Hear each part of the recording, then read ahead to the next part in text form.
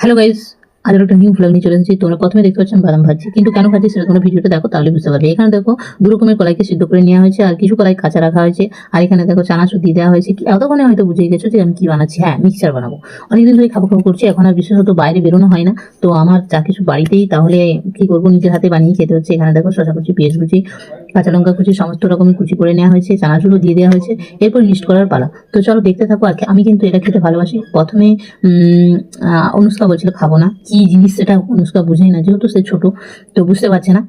তো চলো এগুলোকে মাখিয়ে নিই, ভালোভাবে মাখিয়ে নিই, আর বিট নুন দিয়ে বেস্টি করে করার চেষ্টা করছি। কতটা ভালো পারবো জানি না। আর এইটা কি বলবো, এই মিক্সচারটা খেতে যেয়ে সেই স্কুল লাইফের কথাগুলোই মনে পড়ে যায় যখনই খাই, কারণ দারুণ বানাতো একজন। আর এখানে অনুষ্কার কথা শোনো।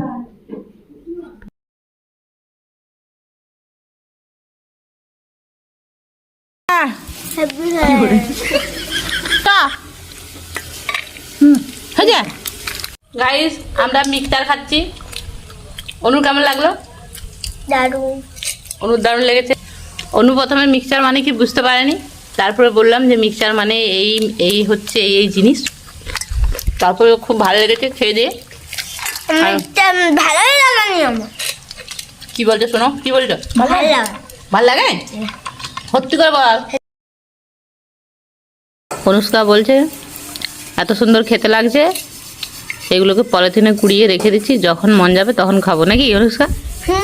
একটু একটু খাবো, শেষ করবো। হ্যাঁ, অথচ অলরেডি ওর শেষ হয়ে গেছে। না, খেতে কি মনে হচ্ছে? হাইটুকু একটু মনে হচ্ছে হাইটুকু তাই রেখেছি। হাইটুকুটা রেখে দিই। রেখে দিই, যখন মন যাবে তখন খাবো। अच्छा हमको सिखा रिया है। अच्छा ভালো লাগবে খেতে। ভালো লাগছে খেতে? কালকেও বানিয়ে প্রতিদিন মিঠা খাবো। কি পুলক! প্রতিদিন ভালো নয়, এই সকল জিনিস মাঝে মাঝে ভালো। অনেকদিন বাদে খেলাম, ঠিক আছে। তুমি জামাই করছে। হ্যাঁ।